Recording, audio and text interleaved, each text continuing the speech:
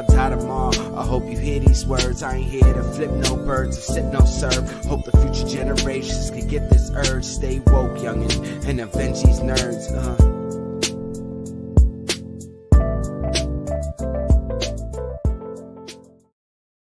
It's Tuesday night, everybody. Welcome back to another episode of Nerds. It's your boy Seth. Yeah, it's your boy Law. And your girl.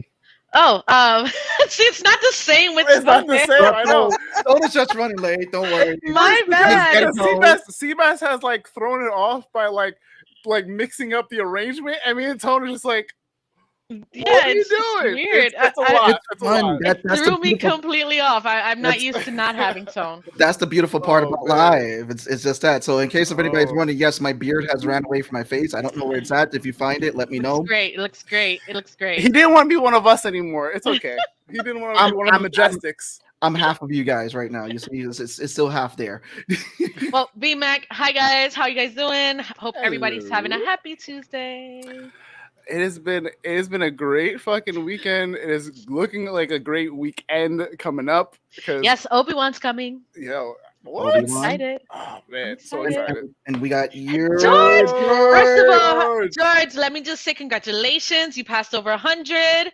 Oh, Quadrupled your shit, goal. Let's go. Yes, I've been keeping tabs. Good job. Good job. Yay. Congratulations. Also too, I gotta give George a big shout out because George has been lettering my book. Thank you, George. Again, dude. Everybody who has not met George Medina in person, again, like we said last week, he is a dude. You definitely, when you see him in a show, you want to talk to him, get to know him. He is an awesome dude. And you want to go definitely check out his project, Wonder Duck. We called it up last week. What's up, Morales? But let's get through some announcements. Yes, George, I owe you a couple of rounds, my brother. Oh yeah. That is right. When New York City Comic Con comes, but we were waiting for, before I get into announcements, we were waiting for the man, the myth, the legend, the one, the only. If he's ready to come out, I'll let him bring him. Come on, bring yourself in. You know how to do this. You You gotta gotta come wait in for like us. Austin. You gotta come in like Stone Cold Steve Austin on The Rock. Come on, bro. Yes, With with the the glass breaking glass shattering. Wait. Do you have music for that? Dude, I don't know. Copyright I will- infringement. We be no, careful. no. Hold on. There gotta be music for this. Something with the glass breaking and bring him in. That's not glass We breaking. need glass Oh, breaking. boo. There we go. Yeah. All right, let's There do you it. go. Gotta work. He's Let's go. coming in. Let's Bring him go. in. One, the only, oh, from across.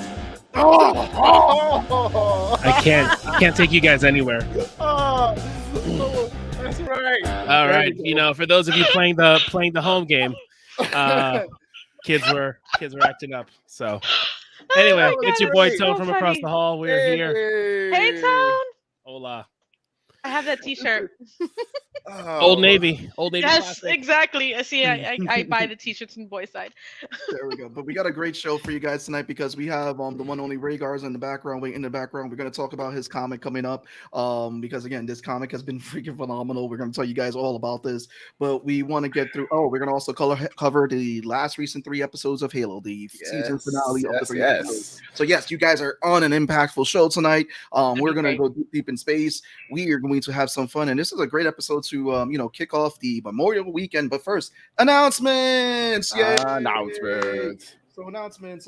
Make sure you guys are catching the Medusa's Cascade every Saturday on Spotify or wherever you can listen to a podcast. The Medusa's Cascade is the D&D podcast that keeps on going crazy. It is called Collateral Damage. So yes, it lives up to its name. You can catch it at mbeyond.com. So make sure you guys are listening. It's like over 100 episodes of just shenanigans. Almost. We're getting close. We're getting damn close. I think if you include some of the recap episodes, we're close to like 90 at this point. Oh yeah.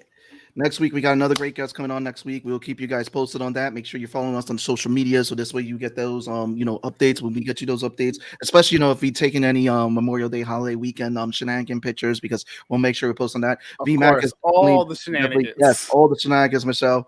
VMAC, and just in case you guys didn't know, she is definitely officially part of the team. She has not been added to the intro yet, but she is coming to add to the intro. Let's go. You know what?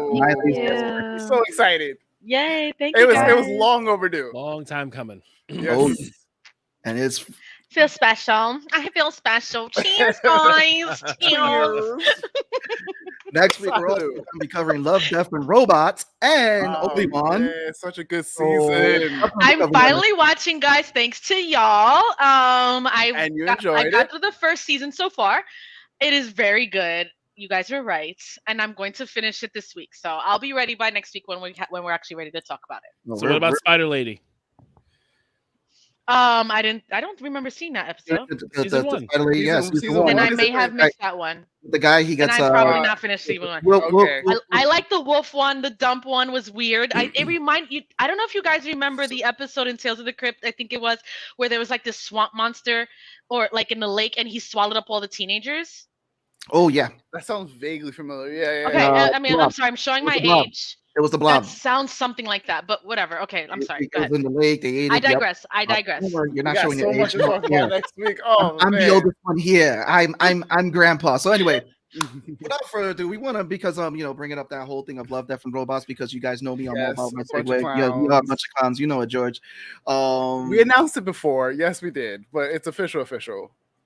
So anyway, you guys know I like to do my segues because we talk about Love, Death, and Robots, and this comic by this great Yo. creator Ray Garza, it felt like it should have been in Love, Death, and Robots because Yes. That's the story is valid. so That's very dope. valid. That's valid. I I'll love it. agree to that. Yeah. Listen, if you guys again, I put the link for the Kickstarter. Tank McGregor. It is awesome. It is fire. It is everything that you want to add into your library. You want to give it up for this guy. Again, we're gonna do we have theme music in laws? Do you want to bring out the theme music? I don't I know. don't know. The StreamYard, I feel like are we free doing the- licensed are we- theme wait, music, okay, the this one? non-royalties theme music. This is nerds of wrestling right now. Coming out. It's a space music. It works. Tank McGregor comic. Just smacking it down. Give it up for one, the only Ray Garza.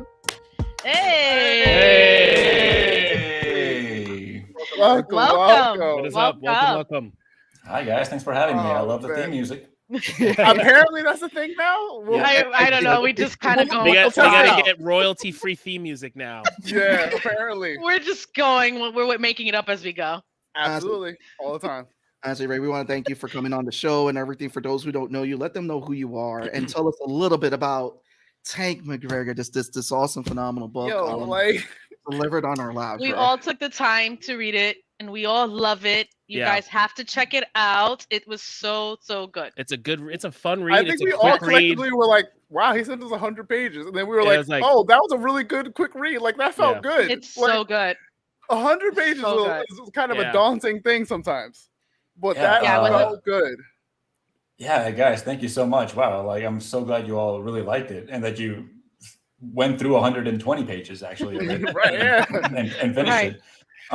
Yeah, so for everybody that doesn't know, my name is Ray Garza. I am the writer and illustrator of Tank McGregor and the Mechanical Menace. It is my first ever graphic novel that I've ever done. I've been drawing my whole life and done little art projects here and there, but I've never actually done a whole graphic novel. My background was more in films and filmmaking. I studied that. That's what I went to school for. But when at one point it became a lot harder to fund film projects, but I still had all these stories and I still wanted to have a creative outlet. So I just started like drawing this comic book that I had a story for. And before I knew it, I had 75 pages done. And I was like, I guess I have a book. I might as well finish this. And then before I knew it, I had 121 pages. And then I printed it and suddenly I have a book.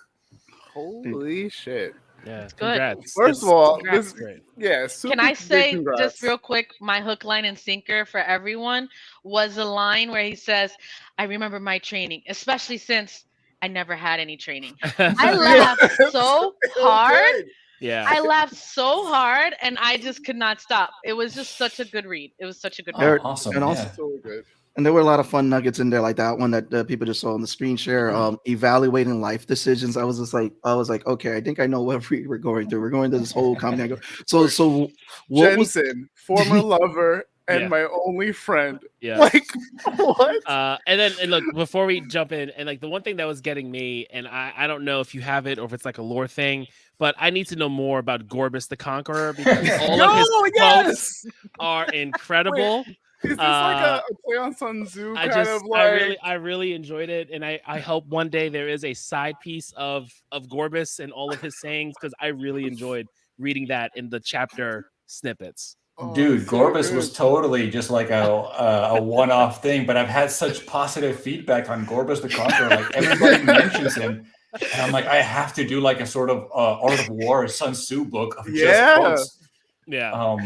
But Gorbis the Conqueror quotes, So what inspired the story? Where did this idea like build up in your head? What was this like, that you sat down and was like, I have to make this book? What was that defining point? Just let us know. Where's the origin stories of Tank McGregor? How did this become to be? Again, it wasn't like this thing where I woke up and I had a dream. Like it wasn't anything that was a set date that I remember that was the origin story. It all happened very organically, very gradually. Like I said, I would always draw, and a lot of the doodles I draw are like spacemen and spaceships and stuff like that. So once I had several drawings that I'm like, I want to use that someday for something. And then way back in the day, I used to play Xbox Live. I still do, but I used to play Xbox Live, and one of my friends' gamer tags, his name was Tank McGregor. And I was like, where'd you get that from? He was like, I just made it up. And I'm like, I think his name was Frank. So I think that's where Tank came from, Frank the Tank. Mm-hmm. But I don't know where McGregor came from. He said, I just thought it sounded cool. And then like years later, I'm like, hey man, I want to make a comic. Can I use that name? And he's like, yeah, go for it. I'm like, awesome. So I just totally took that name from my friend. So once I had those two pieces, I just, again, I wrote it fairly quickly. I didn't have a script. I just had 15 pages of dialogue. And it was just like nonsensical dialogue that I wanted to make funny. And it was more of an exercise in seeing how funny I can be or try to be with just dialogue. And I wrote it and it was 15 pages. And then I just kind of like left it alone for about a year. And a year later, I rediscovered it and I thought, oh, this is actually not half bad. And I just started like drawing it little by little, but with no intention of ever finishing it or actually making it a bok. What gave you that push? Yeah. Well, I was on like page 90. I figured might as well. Might as well go for it all, right? By that Yeah, point. might as well. Yeah, exactly. Might as well ink it now. And then, might as well color it. Oh, might as well print it. And suddenly I have a whole book that is not terribly bad. But yeah, like the very beginning of the book, the narration, that's literally the way I started the script. I just started writing that. And that's how the dialogue happened. Awesome. Dude. This is so good. Yeah, and it has its own. Like I love like how it starts open. It just feels like it has its own voice, and you get a feel for what you're gonna get when it opens up. So I was taken in by how it was. I love the art and how it was very bright and it wasn't like super flash or anything. It was just very like bright, and you kind of know where you're at. And like how the lettering is, and it isn't super like congested. It's just you get to just kind of take it all in as you read it. So it is the 120 pages, but it feels so light because you're able to enjoy the art and read everything and not feel like I'm squinting while I'm looking at it. I can just enjoy the story. So I think what you and the team did and getting this all in there, it's such awesome. It feels so good to read it. That 3D effect with the cigarette flicking off the page was pretty cool. cool. It's so good. That was a good design choice there. I'm glad you think so about the dialogue, because I did like change the font size like 17 times because since I had never made one, I didn't know what it was going to look like. So I was like, oh, this might be too small. Oh, this might be too big. No. And I just kept going back and forth, and it came out all right. And the whole you mentioned about like it feels like it has its own voice.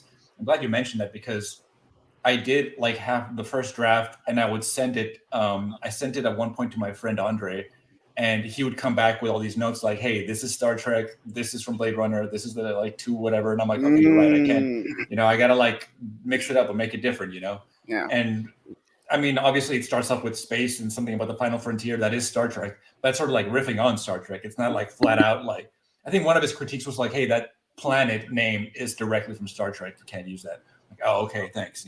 Yeah. So I had somebody like sort of shaping it and guiding me, making sure I wasn't like ripping anyone off. Cool. Yeah, this totally feels the same like tongue in cheek, but still somewhat gritty likeness of like Saga. Like anyone who hasn't read Saga, the way Tommy described it to me and a bunch of my friends, it's rated R Star Wars basically, with like a little bit of fun and camp, but like beautiful color work. This is the same thing, but I think you have such a different taste of like comedy and heroes and like villains, and it's its own thing. And it like this could have easily, like we said earlier, like it could have been a Love Death Robots episode, and I would have been here going, "Where's episode 2? I need more." I mean, yeah, totally. No, like I the was just whole, gonna say real quick, because for me, I don't know if the panel's ever seen it, but it gave me, like I told you in the green room, Final Space vibes, Final Space from TBS. It gave I that never watched it, but I can tongue-in-cheek tell. Yeah. comedy and the feel of it, but it's so much better that I could see this being an animated series and working so well and catching on its own cult classics thing. It's just so good. It is really good. You don't know any executives at Hollywood, do you? Because I'm not that fortunate. I'm not that fortunate. Working on it. We're working on that Say, one. hang on, say that again, but not loud. Right.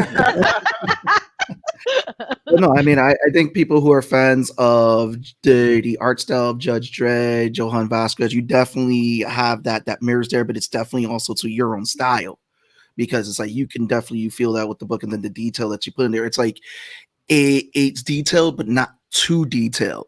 It's and then the character designs. I mean, you gotta tell me a little bit about the character designs. Like, what were inspirations for some of the concepts? Because I'm looking at some of the character designs. They're like some of them, like the little like roly, like the little round guy. Like, he looks fun and cute, but he's also dangerous because he's a thug and all that. It's like, oh, I gotta watch it. This guy would probably kill me in the back alley. So what led to some of the inspiration for some of the character designs that you came up with in this book outside of the main character?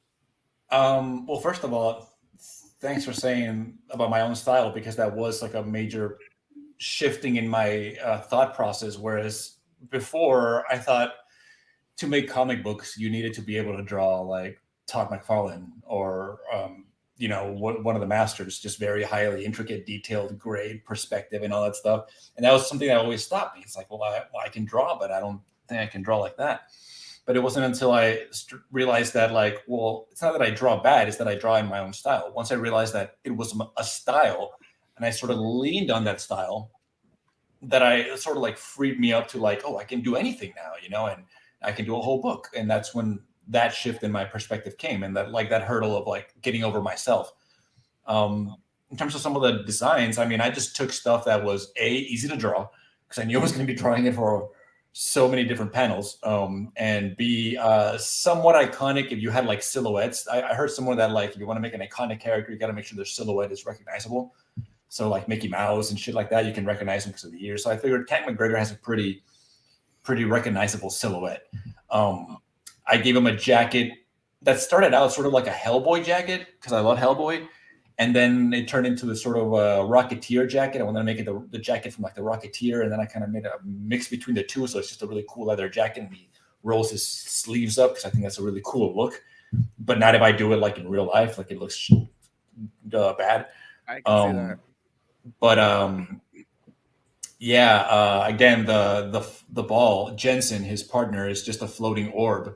And that went through a bunch of different iterations, because originally Jensen was going to be the ship itself, and the ship was going to be following him around as he like walked around.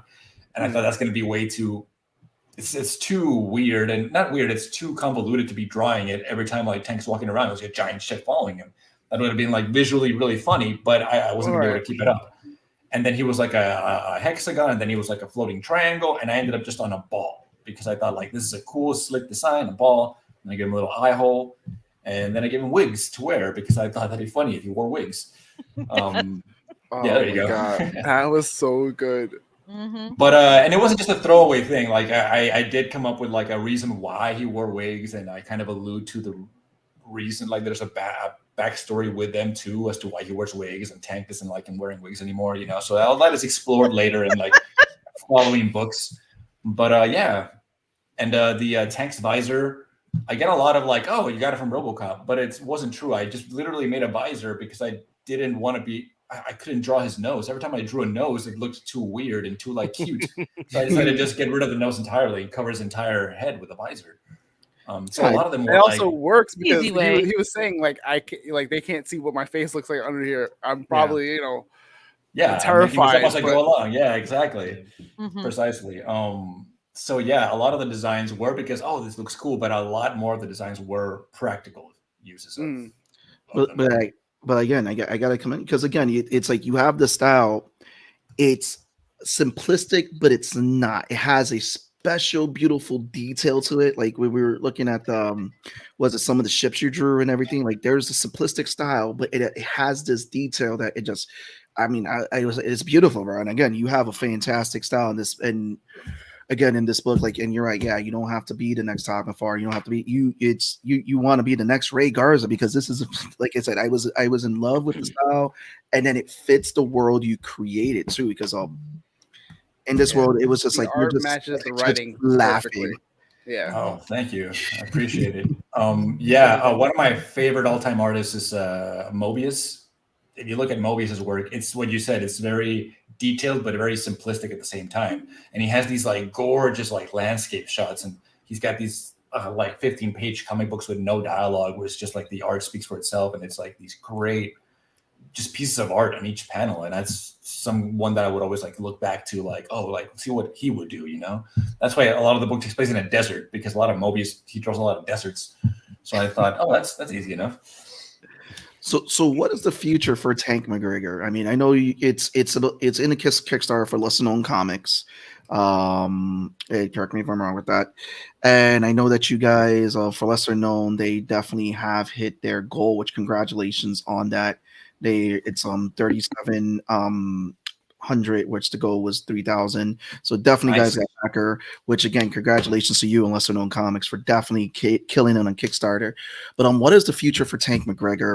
Are we going to see more stories? Are we going to see more bounties? Are we going to see more fun characters introduced? I mean, can you spill any beans, or is there, let us know. Yeah, I can spill some beans. I mean, like, I obviously want to keep doing them forever. And I want to even maybe get to a point where someone else can like pitch me a story and like, hey, I want a Tank to do this, and I'm like, oh, cool, let's do that, and work with other people, Although I'm kind of hard to work with, to be honest, so I don't know if anybody wants to do that. But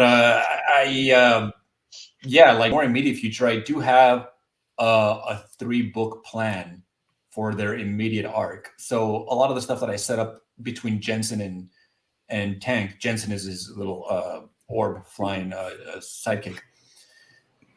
A lot of the relationship, former lover, master tactician. It is a former lover, and I want to explore that in. That is so funny. Because I don't want to spoil it, but I got the sense that he put his actual former lover's sentience or whatever in there. Yeah, that's what I got too. And I was like, holy shit, that's wild. Yeah, you're right on the money, and I explore that further in book 2, which I am currently like 90 pages into it. So you have so you have to do it now. It's 90 pages. That's it. Right. Yeah. I can't back out now. Yeah, can't might back as well. out Oh well, yeah. No. But the difference is that this time around, I am going with like the plan to do like another 2 books. So whereas this one was very like making it and then kind of fixing stuff that didn't make sense, this one is like, now I have a plan.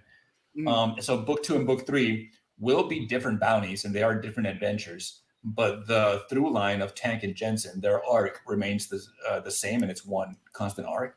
I kind of base it a little bit on like Mad Max movies, whereas like Max is never really the protagonist. It's always the stories that's happening around him, but Max is always the constant, So yeah, there is a future plan for Tank, and the book 2 I'm currently is currently called. Actually, I think I'm going to keep this title because I've already been like announcing it like this, but it's called Cosmic Colossus. So it's Tank McGregor and the Cosmic Colossus. And the reasoning being that the first one was Mechanical Menace. Now it's Cosmic Colossus. The third one's got to be another like 2 letters of the same, but I don't know what it is. Yeah, it's got to sound like sci-fi and like epic enough, I am here for it. So question. So when you're writing, or like the main stories that you're dealing with, so like looking at this book, because it's dealing with sci-fi and stuff, and seems like you take like really hard sci-fi things or futuristic sci-fi things, and then you flip it on its head, or you make it really funny and sarcastic. So you take the singularity here of the combination of humans and organics and inorganics and all that, and eventually becomes to turning them into sex objects, which I thought was really great, because like it's always the Singularity is always a fascinating project of humans and moving forward in the future, and you brought it down to the base level of the human need to fuck something. So in your other books, aside from like going through that process of with Jensen and Tank, are you going to be doing other sorts of sci-fi tropes that are known and true, but kind of flipping them to fit into the world that you have going on? So maybe in Colossus or in the future books. Yeah, I definitely am. I mean, the whole singularity thing came about because it's also something that I find very fascinating and such a interesting topic and just ripe for like science fiction. But I also don't know enough about it to like be to have really smart writing. So my natural tendency is to make fun of it and to make a joke out of it, and make it funny. Like, hey, I don't know much about this, and I'm not going to hide it. Yeah. I do like Wikipedia it every now and then, and like just get some ideas. I'm like, oh, okay, The that Bible. makes sense. It's Do the that. Bible. Yeah, It exactly. works. It's the Bible, exactly. But yeah, there are a ton of sci-fi concepts that I find fascinating, terrifying, great. In Cosmic Colossus, book number 2, I'm dealing more with religion and how that plays into the future self and science, and how religion and science are at odds. And there are gods, but are there gods, or are they just just a giant entity that like accidentally created a society because he put this into that accidentally, and suddenly he's a god, like things like that is things that I want to explore in the second one. But yeah, I do have a lot of sci-fi concepts, and if you guys have any sci-fi concepts, let me know, because I'm also up for just hearing them. Oh man, It's a long list. Probably the group to do that with. Yeah. Awesome. That'll take a whole nother whole nother section, whole nother hour. Like, oops, I created life. Sorry. Right. These are my tissue. There you go. Life was created. Big Bang Theory. Literally. No, but I again, as you can see, we love the story. I definitely, hopefully, one day see this as an animation, because it's Dude, yeah. Again, is there a self-insert character? Because I know you took the name from your buddy, but I feel like artists somewhat either put characters that kind of reflect them in some way, or they'll just like plug themselves in as like some background character that gets killed. Did you do that with this at all? Well, in a sense, I am all of them, kind of. Like, they're all me, and they're all just parts of me, and that I would never like show in real life. But like in the comic book, oh sure, this guy is a pervert, that one robot, man. Yeah, that one robot. Yeah, but as far as like getting people from real life, not really. The closest that thing I would say. campfire robot scene that did it for me. Oh, the campfire robot scene. Yeah, I am all those. You have permission to base some characters on the nerds. There you go. Oh my god. The closest thing that I can think of is the Gorbis the Conqueror quotes are very much things that like I face in either real life, or I hear someone say and I'm like, oh, that's kind of funny, if I can maybe mold it to its own thing. I think at one point Gorbis is like, there's a special circle in hell for people who describe entire movie plots to you. Yeah. It's like that afternoon some guy was just like talking at me about something that I had zero interest in, and you're just like slowly, politely trying to back away, but he won't stop because they don't get social cues, and it just really annoyed me to the point where I had to write it as a form of catharsis. Great. That's so funny. That is so funny to me because I know people who do that. But yeah, isn't it annoying? Anyway, super annoying. Very, very. Listen, people. You came to the right group. Trust me. Like this hit home with all of us. We awesome. definitely enjoyed it. We were talking about it all day. Yeah.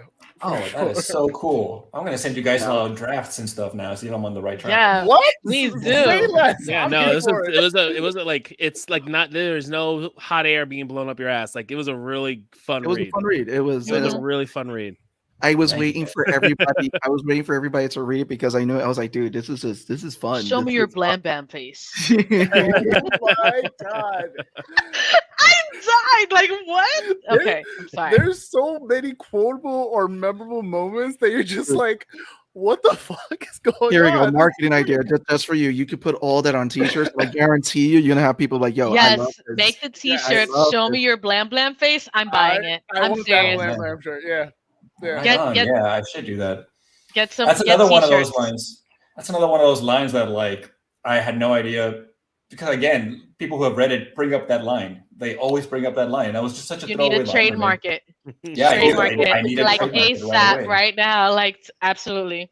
So Ray, I want to ask you real quickly. When you're writing McGregor, what is the voice that you hear coming out of the character's mouth? Like what like if it's a mix between certain actors or anything like that, what is the voice that you hear coming I out? love that question. It is 100% the voice of David Hayter as Solid Snake. You guys know? Oh, I love that. I and, love that. 100%. Like I even say his lines in my own little like snake voice. It's like as I'm writing it, it's the way he sounds to me. Yeah. So you I see, love that. we're gonna put a whole marketing doc of like, listen, we gotta get David Hayter to voice For him. some reason, he gave me when I was reading. He gave me Matthew McConaughey. Oh, that's kind of close actually. He's got like a Ah. little gruff. Yeah. Was Okay. I that's what I pulled from it. Like that energy gave me Matthew McConaughey. I don't know. It was because it worked. Matthew McConaughey has that cockiness. Yeah. I don't think Yeah, I he put a definitely voice. has the abs.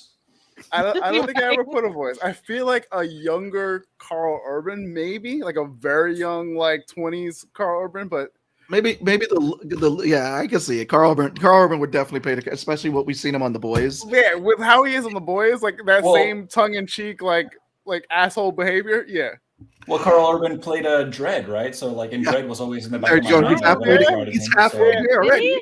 Yeah. Yeah. Oh. Yeah. I'm a stunt law. movie. I'm the The- law. I didn't watch the that. better either. Dread apparently. It was really good. So there you go. See, it's halfway there. All you gotta do is talk to Carl Urban. That's it. Like, dude, voice the character. Come on, you look like him. There you Yeah, go. when David Yo, I got a Hayter guy for says you. no.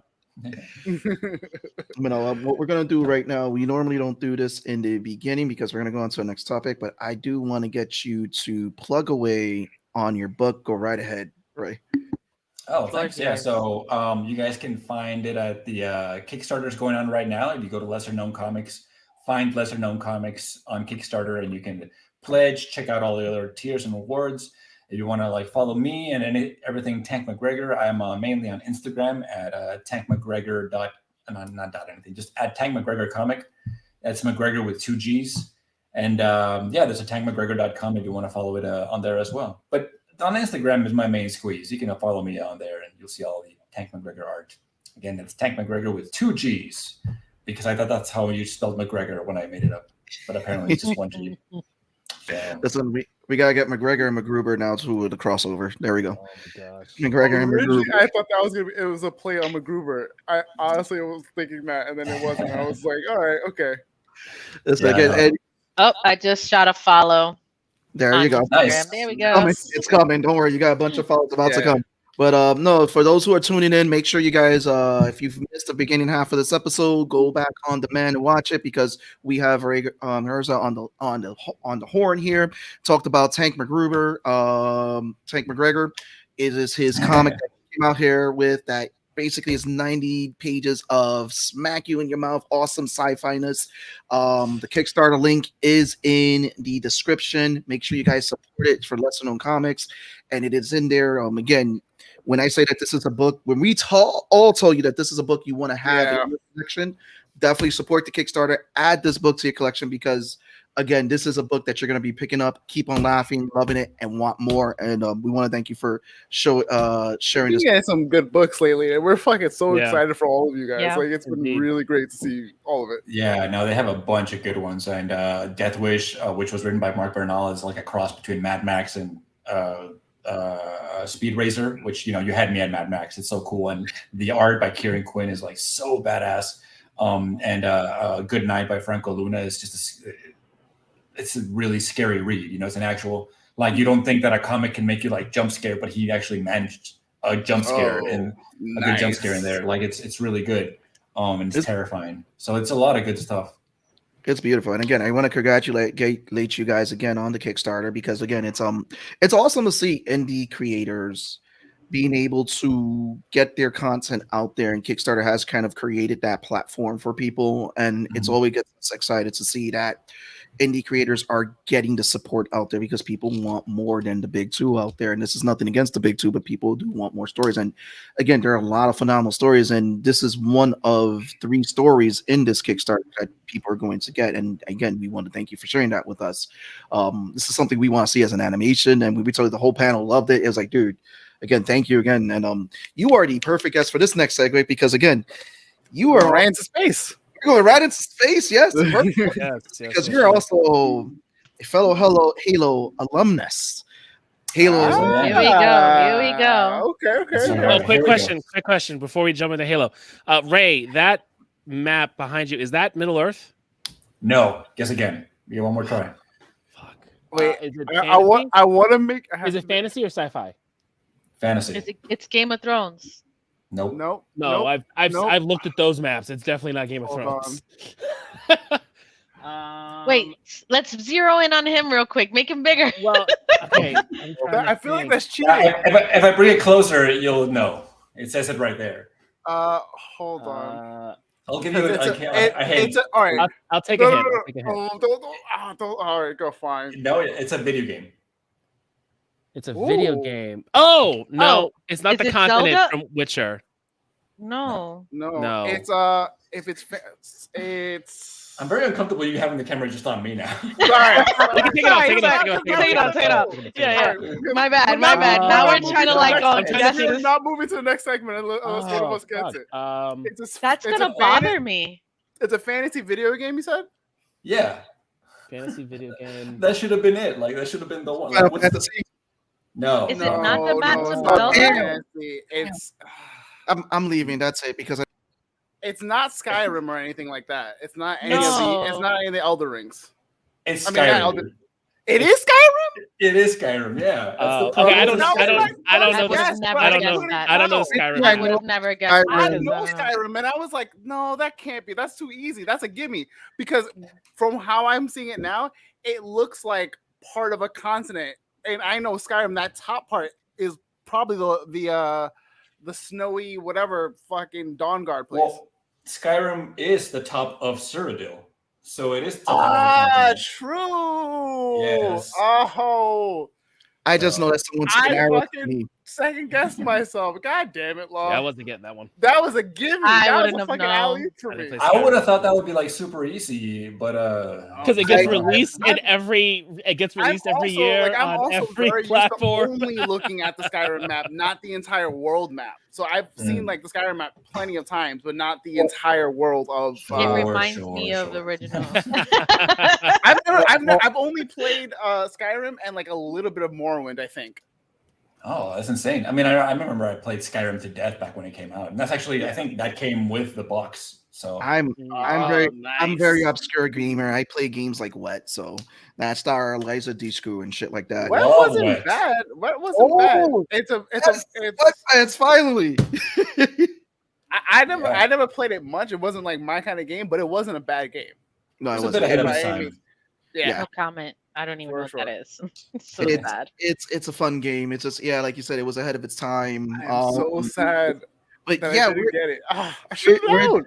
we're jumping into Halo because it's been pretty interesting that we finally get a show starring the Master Chief, bringing the Halo universe to the masses. So Ray, we're gonna start with you. What did you like? What did you not like about the series? Give us your love take. I had a Ray. whole Right. spoiler warning for Oh, go ahead. Oh, wait. Yeah, Before we man. I had a go, whole Oh, he had it ready. Let's go. You had it ready. He got man. tons of Okay, spoiler okay, warning. No, okay, wow. Okay. So we're Wow. doing so the spoiler warning. It's gonna be snippets from each of the episodes. All right. So we're talking Halo. We're talking the last 3 episodes of Halo. Episode 7, Inheritance. The snippet there is that we're gonna continue on with Quan's nonsensical B plot. Episode 8, Allegiance. Master Chief fucks. And in episode 9, Transcendence, there was a firefight. All right, and let's go to it. be prepped all week. Good job, Tone. Good job, Tone. That Love you, works. Tone. Thank you so much for that. This is why George loves the show. He Oh wants my George's God. just Tone spoiler warnings. But yeah, Oh, Ray, give us your goodness take on the show again. It was like when we were getting on the show, we were talking back and forth on email. You big Halo fan, so tell us your love about the show. Give us your notes about the show, your hates about the show, what your likes, dislikes. Go ahead. You got the mic. Things I liked. I think that as a show, as a television show, it did a lot of things right. It wasn't incredible, but it was entertaining. It was fun. It kept a lot of it kept us interested. It kept us going. It had a lot of interesting characters and a lot of interesting little plot twists. I thought the action was actually pretty good. I love the action. I love some of the character representations. I love how they kept the sound effects from the video game that was like on point. Now that being said, I feel that this show is Halo in name only. It has zero to do with what I love in the game series or the lore in general. Ladies and gentlemen, what we witnessed here was a murder, plain and simple. They assassinated. This was nothing short of an assassination on a franchise, on an IP that has no need to be mixed and modded and shaped for the masses. Like, what are the masses? We are the masses. The people who play Halo are the masses. We don't need it changed. Jeez, tell us how you really feel. A murder? I'm here for like, it. wow. To be fair, 100%. episode 7 has a 4.0 rating on fucking IMDb. I'm saying it doesn't make sense. Like I like to your point, Ray. I was like, if I'm taking it as a bubble of a show, it was an enjoyable show. I loved episode 1 and how like the representation of how plasma weapons worked in the books was like really out there because of how brutal they were. But as we, you change, blue team to silver team, and we're not using names that we know. I'm like, all right, well, what's going on here? And then you bring in McKee, and like, why is McKee here? And like this whole to do, and it just like looking at it by itself, it's an enjoyable show for anybody. But we had the Fall of Reach as a book, which you could have translated onto screen to get us there, and then 2 seasons of the Fall of Reach, and then we do Halo in season 3. Something as simple as changing names. Why do they need to change? Why is Alexandria, New Alexandria? Why is it Reach City? Why change that? Like, there is no Reach City. There's Alexandria. Just keep it Alexandria. Why is Miranda Keyes in the science division? Miranda Keyes is a badass space captain. She took over her father when he died in the games, and she's just a fucking badass, and she's on the ship deck, and she's making commands, and she doesn't give 2 shits about how things work. She just knows she has to go and fix things. Why here is she like some little girl trying to like figure out like her mommy's footsteps, like figuring out the science and like figuring out like linguistics and stuff like that? It's nonsense. Why they changed those things? They had no reason to change those things. Anyway, I'll let one of you guys talk. Well, from the perspective of someone who knows nothing about the show, me and Val are team. Nothing about the game, nothing about the lore. I give 2 shits about what the fuck anybody just said. All I'm gonna say right now is the show is really good, and I think they did a great interpretation of whatever we may not have known. I understand that you guys feel your attachment to Master Chief and how he shouldn't have fucked. It just takes away from his whole mystic or whatever. I don't care. I don't care if he got down. I don't care. I don't understand why people are so upset with the show. It was done well for a sci-fi space show. I think the acting was well. The story was laid out correctly for what it was for me, because I obviously don't know the lore behind it. With that said, I didn't like that they killed McKee in the last episode. I think that she should have maybe been a little bit more valuable. However, she also didn't really serve too much of a purpose after she fucked, so it didn't matter, I guess. With that said, I was not happy about Cortana taking over Master Chief's body. I just think it took away from the human aspect of his experience and his character growth for the show. Hopefully they rectify that. We'll see where it goes. with the series, but I think they did a very good job making this game adaptation into something that was enjoyable to see on screen. Honestly, I gotta agree with that because they could have been so much worse. It could have been the Resident Evil movie adaptions Or that Doom. we've seen, Oh my the god. adaptions that we've seen. It's like I took it as this way. I was already not expecting too much from the show because I've seen so many video game adaptations Mm-hmm. going all the way back to Super Mario. It Oh God. it wasn't going to 100% appease definitely all of us who love the lore of Halo.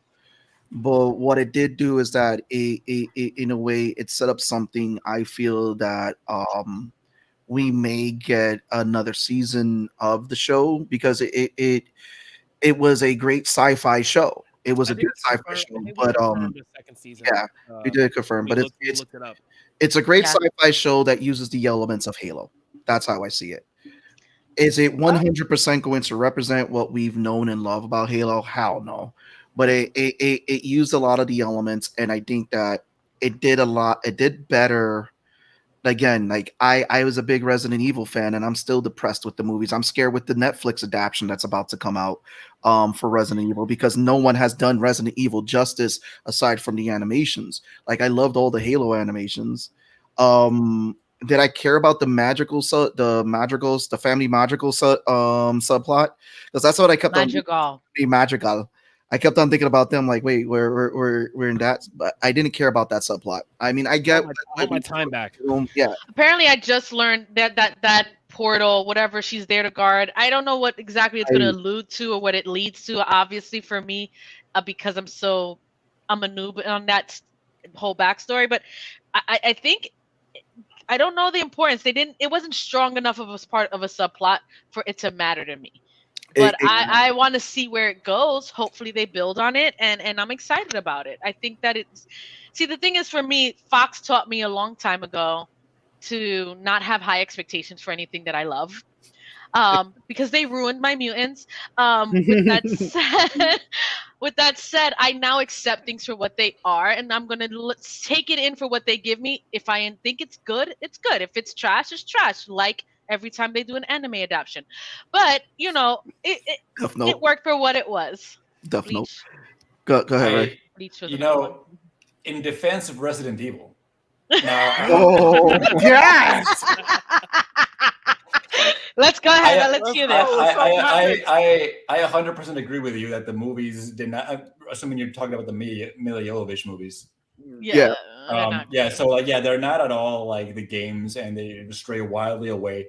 But if you play the games got so batshit crazy, especially like 5 and 6, that the movies actually capture that pretty well. Like the movies are just as nonsensically like awesome and just ridiculous as the games turned out to be, you know? When they try to do that new one, which I heard, I haven't seen it, but I heard that it was a lot closer to the first game, a lot more horror, whatever. I heard it sucked. So I don't know why I haven't seen that one. Oh, with big vampire mama, the sit on your face, that one? No. I haven't seen it, no. Village? The movie. They come up with a the movie. Sorry, I think about Village. They had a great cast for that last movie, but the script I heard was really bad. They didn't do really well. They just fell short on a bunch of. Well, there's something about Hollywood. Hollywood is like for some reason afraid to use the stories or at least adapt the actual stories from the video games because they're so scared to. I don't know. Some of these video games have really good stories. Going back to Halo, that has a really really well thought out lore and story that they could have just taken from that. They didn't have to we don't want to alienate a broader audience. Let's make up our own thing. There's no need for that. That's what pissed me off the most. Now you've alienated the people who backed you, the people who supported most, people who have been the only ones waiting for this. Because I guarantee you, you weren't waiting for a Halo TV show. But when it came out, you saw it. I mean, I was interested based on the advertising. I wasn't waiting for it. No, exactly. We were waiting for it for 8 years. You know, it's been since when they announced it 8 years ago, exactly, and that's what we were waiting for. So when it comes out and it's not a show for us, it's a show for someone else, and maybe they like it, maybe they don't. I mean, imagine calling your show Halo. There wasn't that the Halo never appeared, and that was a vision. That wasn't the Halo. You know that when I was about to say, didn't they show Halo? No. Yeah, kind of. I mean, they never go to the Halo. Imagine if I watched Passion of the Christ are and they- Christ wasn't in it. Like, it makes no sense. But Halo was in it a little bit, I guess. I mean, what if Mention of it. are they not? I No, didn't think it was well, we don't- intended to give it to us we all in don't- one season. I don't know. So the thing is, like, the way they're going, so I don't know how we're gonna get to Halo, because what we thought was gonna happen, you know, I assume that Reach is going to get destroyed eventually, which I'm assuming is gonna be season 2, and then they get to Halo. They get to Halo after Reach is destroyed. So, and Reach is still around, but like Halsey is now out on a lamb and all this Yeah. other stuff, which I'm curious to see how they're gonna go about it, because That bitch, she's It such just- a fucking. it just feels like as I they- saw her on the table, I was Oh. like, she fucking it's a faked it. clone. I can't I was like, stand she that bitch, fucking yo. faked that shit. First of all, she committed the highest treason like ever. She's a fucking asshole. Okay, I don't Apparently They Yeah. understand. got She's that in the part video, right, because though. she's an Yeah. asshole in the book. She's an asshole. Is she an asshole? Yeah, Yes. they got her. They got her right. Yeah, They got her She- right. They got her right. They got.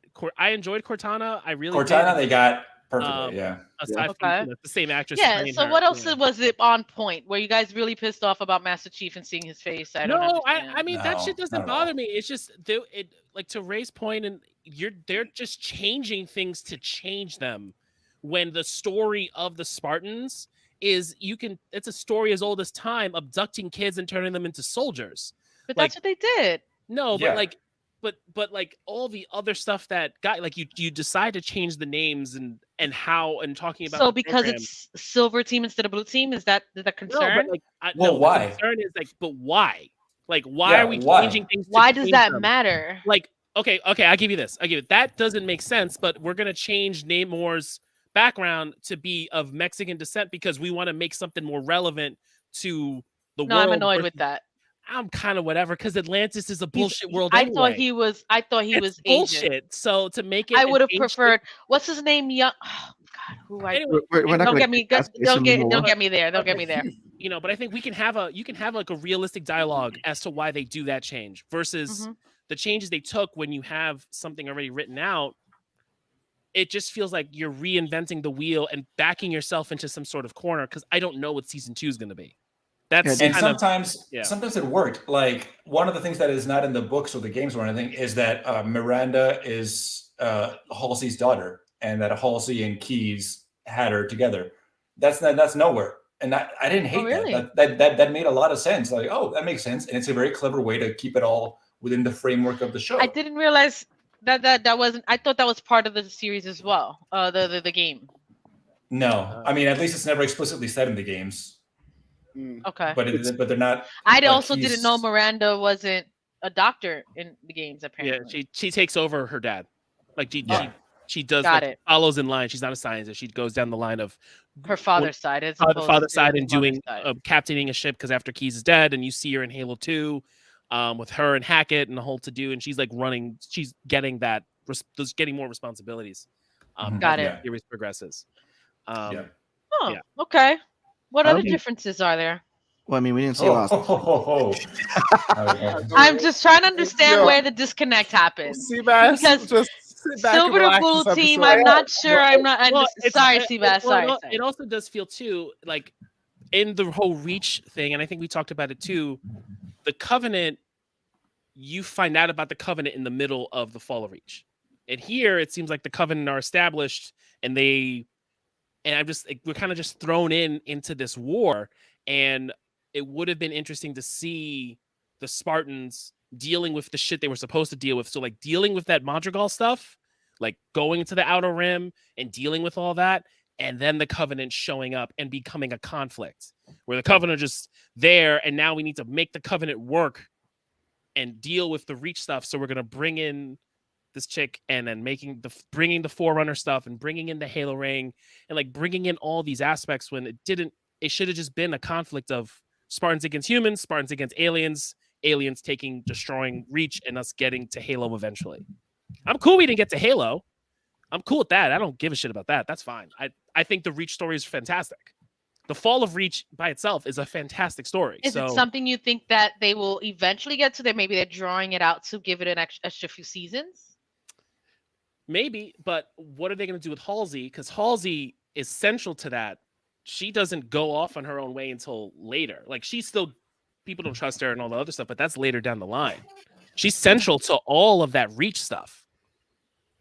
Here's another thing. So yeah, the fall of Reach happens, and I think they will do the fall of Reach eventually. They have to, otherwise, then it's a failure of a. Now they're just doing the pisses off.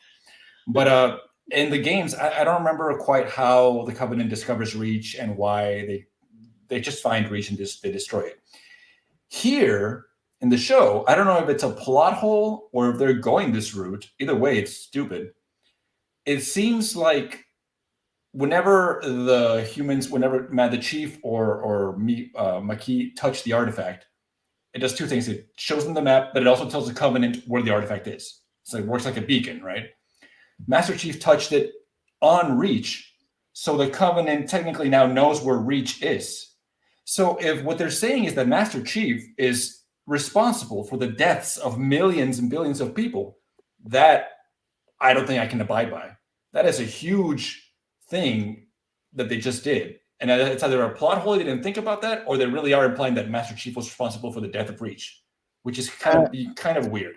I don't think they implied. Yeah, no, I don't think they implied. I assume that what they were doing was that McKee was going to be the one to give them the location for Reach, because when he touched the object on Reach, it didn't activate the other object. Object, so they wouldn't have gotten it from him. They got that connection, but it only happened. Also, too, don't forget, like McKee was there when they hijacked one of the ships.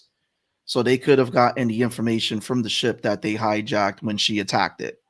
So it's like it's going to be interesting to see if they go with the whole thing with the fall of Reach next season, because I think that would be the big, huge selling point for season 2 is the fall of Reach, and you see more Spartans, because they're like we saw that there was only 3 Spartans throughout the whole show aside from Master Chief. Aside from with not counting Master Chief. Actually 4, if you count Soren. Who again, like it would be interesting to see where are the other units at, where are they in this whole picture and everything.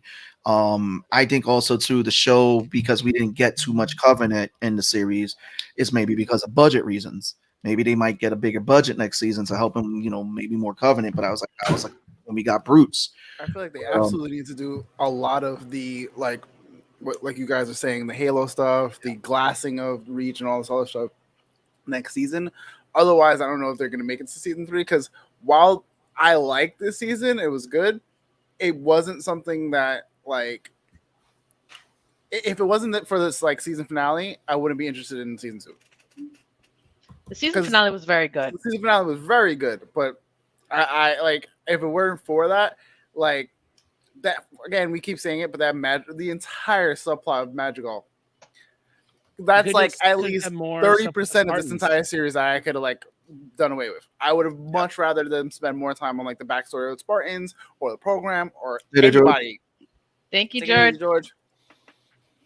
Yeah, or anybody else, I agree with you. So like the thing like we want, because ideally we're gonna lose some Spartans, and the whole point is you got to feel for when you lose them. So I think I forgot who else played the Law. You played Fall of Reach, or you didn't play Fall of Reach?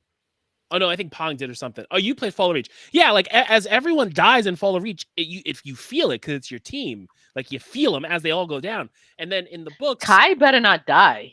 Dude, I was when that happened with Kai, I thought Kai was like, gonna die. I thought she was gonna go. They better not fucking kill that bitch, because she's like.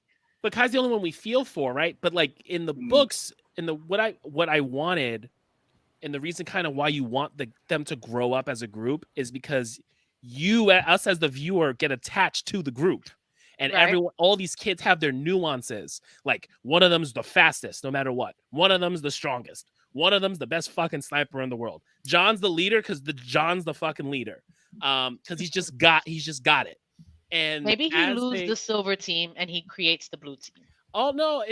What I'm saying is that when we lose these Spartans, aside from Jai, I don't really care about the other two. In the book, when like Fred sacrifices himself to blow up the Covenant ship, you're like, oh shit, I feel fucking bad. That's his boy. So like that's kind of, I don't feel attached to the Spartans. I feel attached to John because he's Master Chief, and I've been playing Master Chief since I was in 7th grade. Of course, I'm gonna be attached to Master Chief. But yeah, I think Kai was the opening for what we may see with the other Spartans, because it's like at the end because they were still under Halsey's character growth. Yeah. Kudos to that actress. Kudos to the actress who played that character too, because like she really embodied that character. And it's like, I love the whole scene where she's like with all the grunts, and she's just like, all right, what else have we got? Yes. What, anything else? Yeah. What else you want me to carry? Like I loved what it was interesting about seeing her watching Chief take out the pellet and then her doing it herself as well, is that she's experiencing all of these new emotions, and you can see it. And you can see how she's experiencing it. She's doing it by herself, and no one even knows these subtleties in her own personality until it comes out later, like, you took out your damn chip. And she's like, I just saw you do it. So, I mean, it was really good to watch. And I was, like, devastated when I thought she was going to die. But glad she didn't. In fact, it was the other bitch who almost died. I mean, like, yeah, it's definitely, you have a lot of people who we can say like we feel for or we feel connected to, but I completely understand as like people who have played the game, like I don't feel attached to any of these people because like you grew up with a certain set of characters and you're just like, I don't know who X, Y, and Z are, but they can leave right now and I wouldn't fucking bat an eyelash, I completely get it. They did do decent writing with some of the characters. I will say, like, with Cortana, like we said before, I like Keyes, but I feel like Keyes could have been better, like written, or like Keyes felt too much like she was trying to like prove herself and like catch up and like all this other stuff. And I was like, I feel like something's missing. And when you guys said that she should have been like something else, makes total sense. Yeah. Kai, I actually loved Kai, but I wanted more from her. I feel like she had like a good like little bit of development, but there was something missing that like didn't really translate, and I was waiting for either like I will say when she like confronted Halsey, that's more or less what I wanted, but I wanted that to like be a whole thing. It felt like very isolated to just Halsey, and when she got back, she kind of just like brushed it off and like was like, "All right, and we're good now." It's like, no, like that was a good scene when she confronts Halsey and like Halsey's like what's her real name? Assistant like hits her in the head with a wrench, and she just kind of like fucking like goes like that. It's like, oh shit. Pissed her off.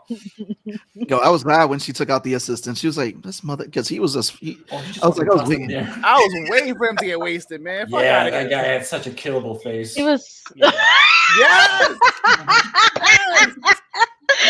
That's funny. That was funny. He definitely has a killable face. The question to the panel: do we want more Soren through next season? Do we want to see more Soren? I don't care for what Pong calls him. I don't. Broke Chappelle. Broke Chappelle. No, they call him well-fed Chappelle. Well-fed Chappelle. I don't want it. I don't give a shit about this backstory and like this whole thing. The Vision with her ancestors. I'm like, what? The Avatar Last Airbender Vision. Yeah, so weird. Like, why is the Chief in that? So like I watched the entire episode and I was mad because I was like, this can't be just her episode. Like, there's no way that this is just her episode. You know what it is? She's the Meg of the Hello universe now.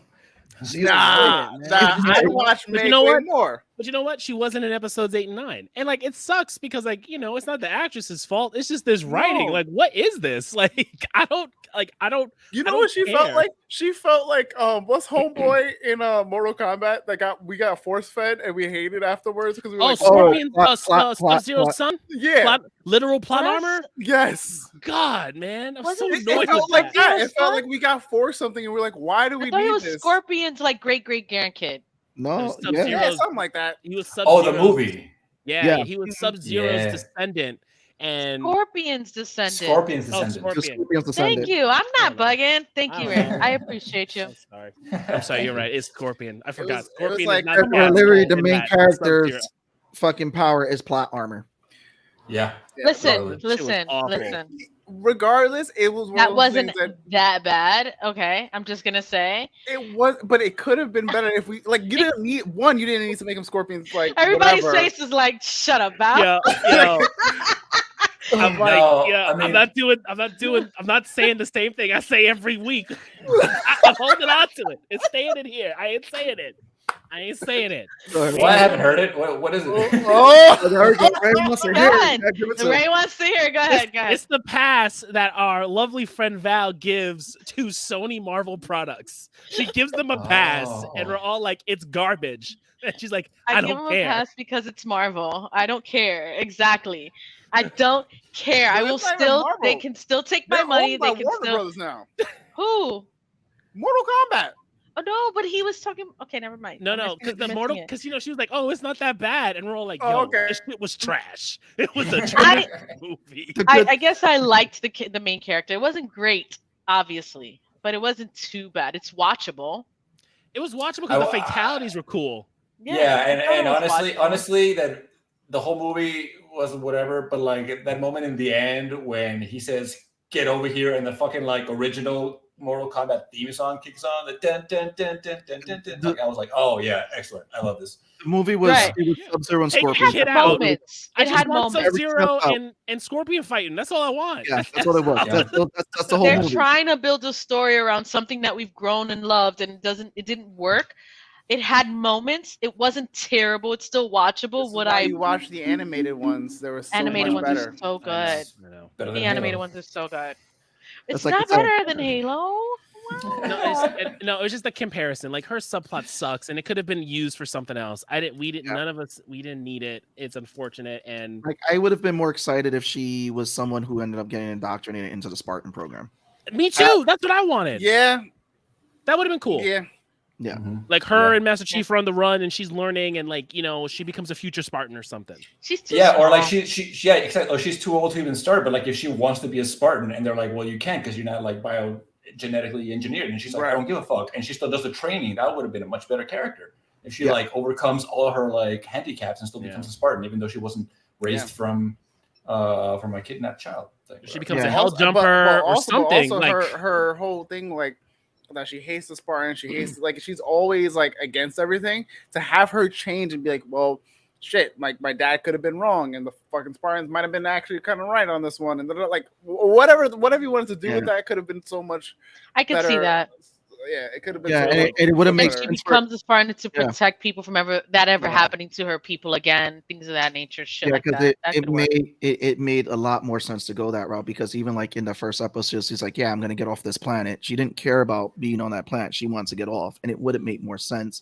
And like, you know what? I'm going to learn from the Spartan program and then become a soldier with them because I want to come back and protect my people. That would have made more sense instead of her going against this whole subplot with Fincher and everything. That the witches, and they're like, Master Chief needs you. I'm like, no, Master Chief needs two things: a gun and Cortana. Like that's it.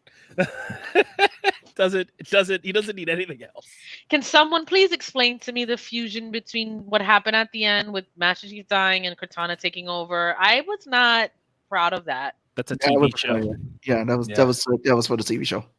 Just for That the TV doesn't happen. show. And It was and so again, they can again it terrible was so that they because- can recover the Covenant artifact and be like, oh man, like why is Let's Chief build a touching plot it? devoice. It was that like we it was need like to it write was like, it was, ourselves it was out like of. oh shit, like because you saw Kai. Kai was like, Chief, no, and then she was like, he picked it up and it's like, oh, that's when we make the connection. Like he's not there anymore. Oh.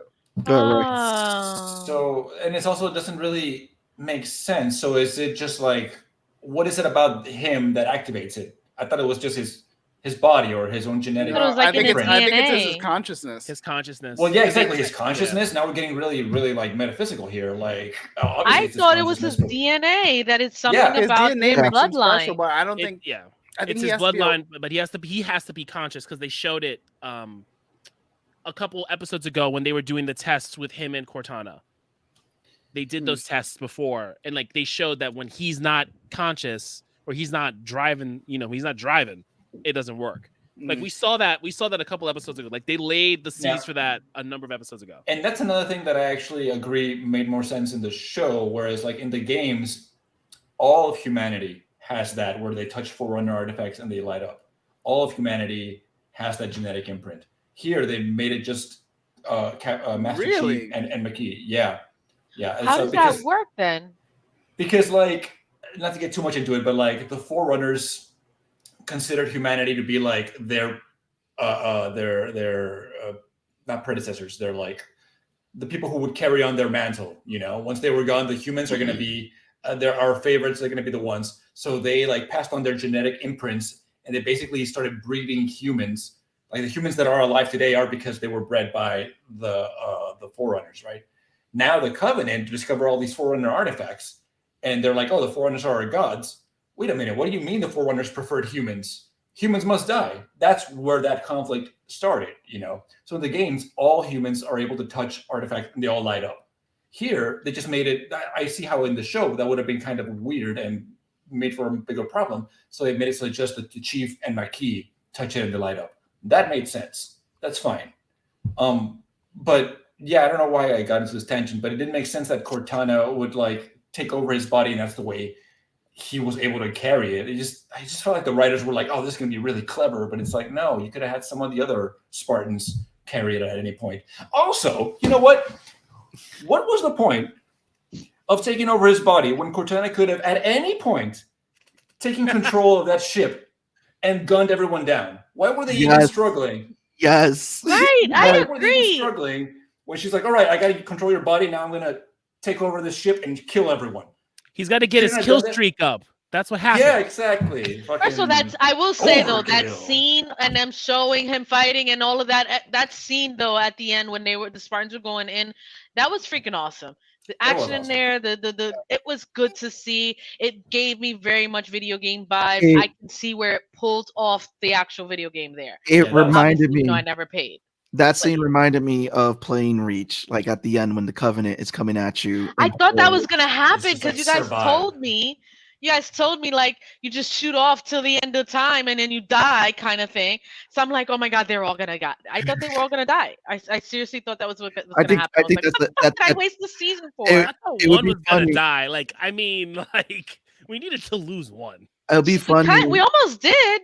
They had to burn her tit off, but you know. It would be funny if this is foreshadowing for them saying like, "Yeah, we're gonna give you Reach and we're gonna kill a bunch of fucking people." Because I'm like, yo, that to me that would be their version of a Red Wedding season, just killing off a bunch. Like you introduce a bunch of Spartans in the first half, make them beloved and everything. Now, where it's like they're all removing their chips, and then that second half of that season, you're just killing motherfuckers. Would have off. been better if we got them this season. Yeah, You that's know? it. You That's know, true. It would have. I mean, can't be all perfect. It's okay.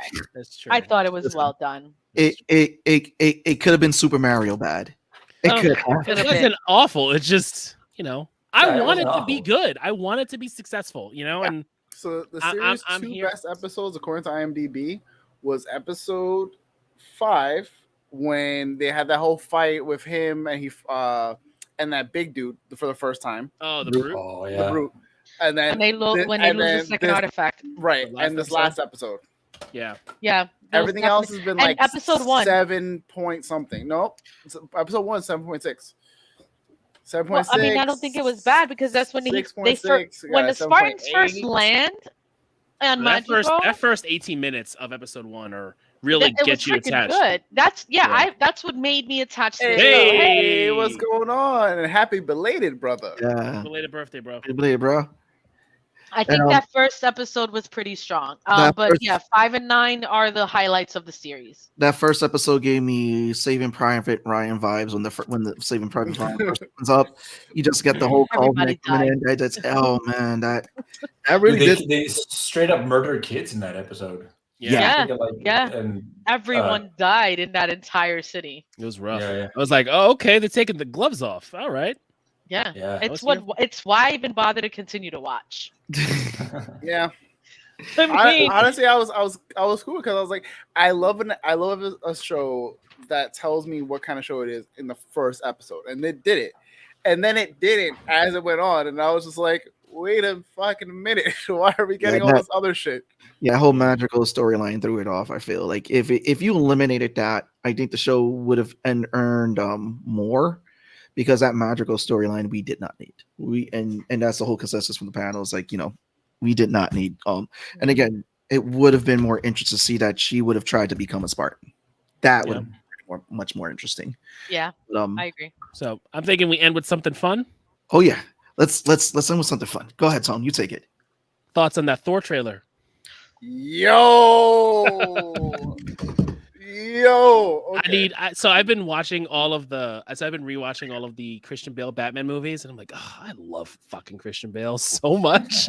And then I will say and then that just I was seeing him sad about his like costume design because I'm like, we could have had like Tentacle Monster. Like we could. I mean, and people are saying Thor. he may change, but like seeing him, because you see him, it looks like you see him earlier on when he's on his planet when he makes his vow, and then he changes, so he may change later on. I mean, especially if they don't kill him and make him a one movie villain. I hope not. Because Christian Bale could be a bad guy, and I'm looking forward to it. Because it's just I'm looking forward to it. Also, we're getting the Necro Sword. That thing is about to like cause havoc. Oh, it's great. Have you seen the trailer, Ray? Yeah, I have. I loved it. I mean, I've always said that Natalie Portman's my favorite actress of all time. Like I would watch it. Oh no! Wait, what? Val. Oh my God! First of all, she is so bad. What do you mean she's your favorite actress? I don't understand that.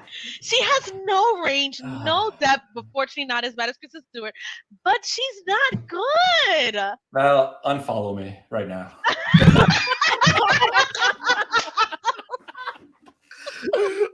I'm sorry. An Academy Award begs to differ.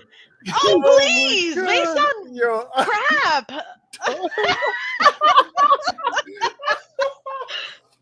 She's so bad. Ray, she has you not are had welcome any to come back to the show anytime. In what specifically? What movie specifically is she bad? Hasn't had done shit. What is she? Okay, give me anything that's actually good other than Black Swan. The Professional. She was like 6 and she wasn't good. The guy, the actual the killer was. What's his name? I can't recall right now. But you know who I'm talking about. All she did was take care of a plant. Or Gene? Gene Reno. John, whatever his name. I don't V know. for Vendetta. Really? You saw Really? V That for was Vendetta. trash. V for Vendetta was good. Oh, Trash. Honestly, I don't know. I don't know what it is about Natalie Portman. I can just watch anything by her. That's problematic. Yep. Exactly. No. This is what you Listen. I mean, look, if we're going on what the Star Wars trilogy as Padme, really, bro? Trash. I'm sorry. I did not mention What we're it. going on. We No, don't I'm talk telling about you, that let's talk about her resume. Let's talk about her resume real quick. Stop, yo, Stacey. let me pull up her resume. Pull up the fucking resume. Don't worry, I got it up. That is so mean. Who's Steady Hand said that? I feel bad. No. Oh, Well, don't worry. We'll have him on the show with you, Val. Don't worry. Steady will come on the show on the bait. yep. Annihilation, one of my favorite movies of all time. I actually That watched alone. it. I know that was Who has watched it? I haven't. I heard Exactly. No one. Also, Oh. No. It's not because it's one of those I want to watch it. It's not because of her, but I do want to watch. She's the lead in that, I believe. Her and Oscar. She's looking for Oscar Isaacs, I believe. That's the whole. I just want to point out. He lacks. I didn't. I watched Arrival. I thought it was Arrival. My bad. You know what? I'm looking at her IMDb. Yeah, she does have a lot of crap. Yeah. Yeah, thank you. But still, like, come on. You guys are just going on a pretty face. Come on. No, I'm going on the muscles. Those muscles aren't real. Okay. No. Okay. Oh, What's going on with you, Val? Now you're just hating. They're not real. You know what's not real? Wait. You know how Marvel movies, but you still go to them. There you go. I was supposed to say I was gonna stir the pot. Like, wait, you go for Jared Leto, someone Morbius, but no, I'm not. Jared I'm Leto still gonna Morbius. watch. Wait a minute. Hold on. I'm still gonna watch it. I'm still gonna enjoy it. But that doesn't mean I have to like Natalie It's Portman. Morbin time. I'm not problematic. I'm not. I promise. I love it. It's that one. Oh no! Yo, oh my god, We love you, My Teddy. this is goodness. great. I love all of you. That's me. Don't ever change. Not any one of you. That goes for you too, Steady. Don't ever change. That's me. Don't Oh worry. my god, He- this is But thank you for looking up the resume, Ray, and verifying that a lot of her shit is trash. And she Appreciate had a it. lot of things that I was like, okay, I can't defend this one or this one or this one. Yeah, right. defend that I one either. appreciate it. I think I said one movie out of the whole thing. So I was like, but I love her. But I appreciate. I mean, Black Swan really tips the scales, you know? Yeah, when you said no only- Black Swan, when you said no Black Swan, well, come Yeah, on. go ahead. Yeah, exactly. She's like, I'll wait. Fortunately, I will say she's not as bad as Kristen Stewart. So, with that said, she passes at a scale.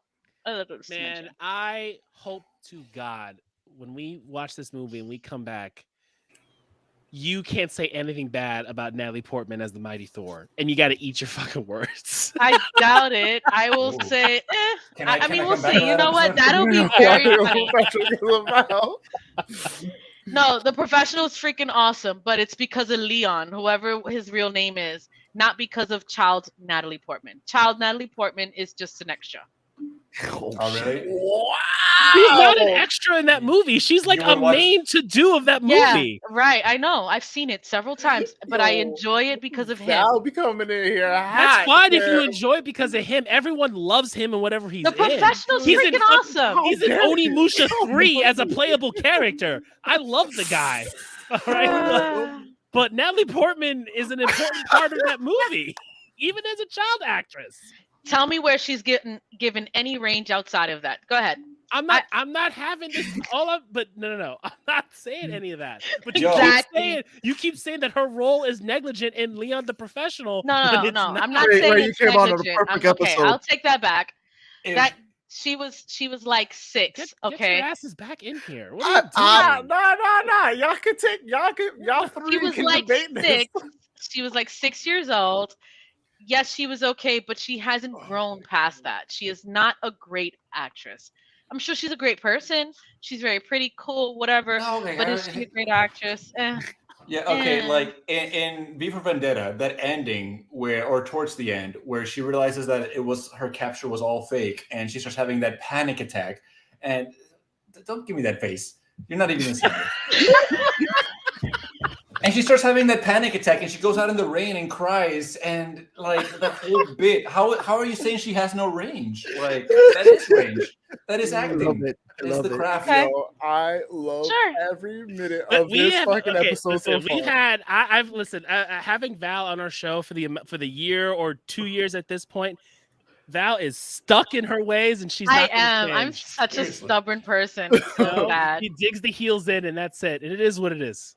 It is. We what love it it. It's always fun to debate. Someone's with got to Val. see those Sony movies, and Val's our girl. You know, she's got to. Yeah, I'm gonna still watch them. Nobody else will watch Morbius, but I watched it. I I'll don't watch care. it, but it's free. Me and Pong watched it. That's all that Bass, matters. you're gonna go watch bad anime. You're gonna watch the bad Sony movies. Me and Tone, we'll be all right. Be all right. You know what I'm gonna do? Listen. I'm gonna read Wikipedia. I'm gonna get my plots from there. There you go. So There you go. sad. Big brain over here. Listen, all I'm saying is there are better actresses than Natalie Portman. That's all I'm saying. And with I that, don't hate her. I just don't think she's great. this has been a fun episode of Nerds. This So has been a fucking for those who are Sounds like a tuning hero.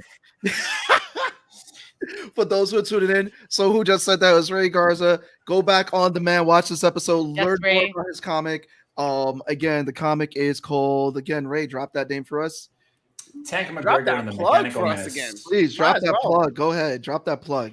Tank McGregor and the Mechanical Menace is a sci-fi action comedy. If you love action movies from the 80s and 90s, this is your jam. It's about an intergalactic bounty hunter who is down on his luck, but one day he gets a mission, an assignment to go hunt down a sentient pleasure bot. And as with all stories with great intrigue, not all is what it may seem. So enjoy. Thank you. Oh, you can find it at you can pledge for it at Lesser Known Comics Kickstarter, which is going on right now. The link is in the Awesome. description, guys. Go right ahead. Link is in the Awesome, description. It's Ray- an awesome read, guys.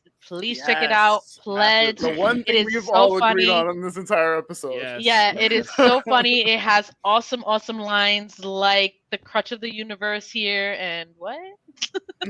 I loved it. It was so good. So you guys definitely have to check it out. Yep. And if anything, looking at the way everything is going to be, we will be talking Thor on July 12th. Ray, if you are down to jump on and discuss Thor with us, I'm sure we'll love to have you again. Absolutely. Dude, 100%. Yeah.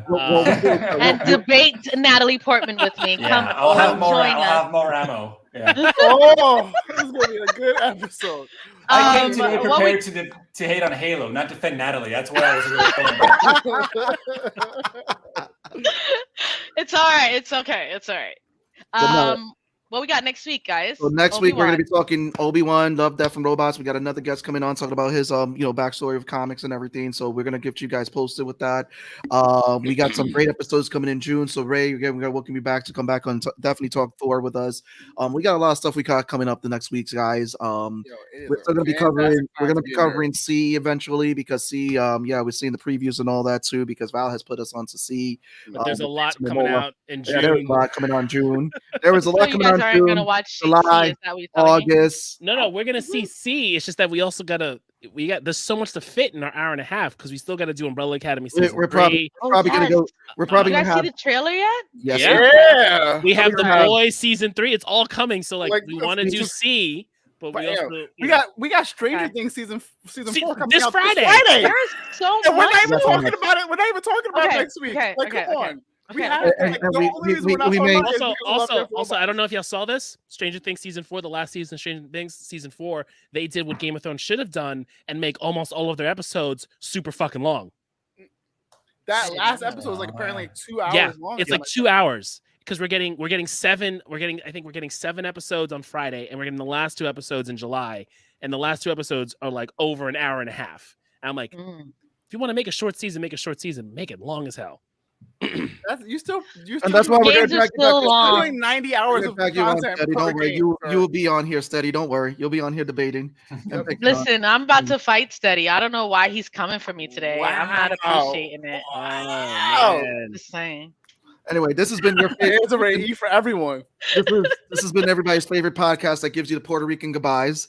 Oh, yes, we totally do that all the time. Oh, So this has been your boy Sebastian it's been your boy Law.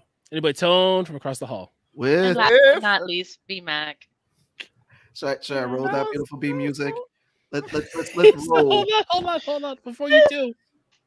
I got you. All right. Let's go. And now you can roll. Peace out, everybody.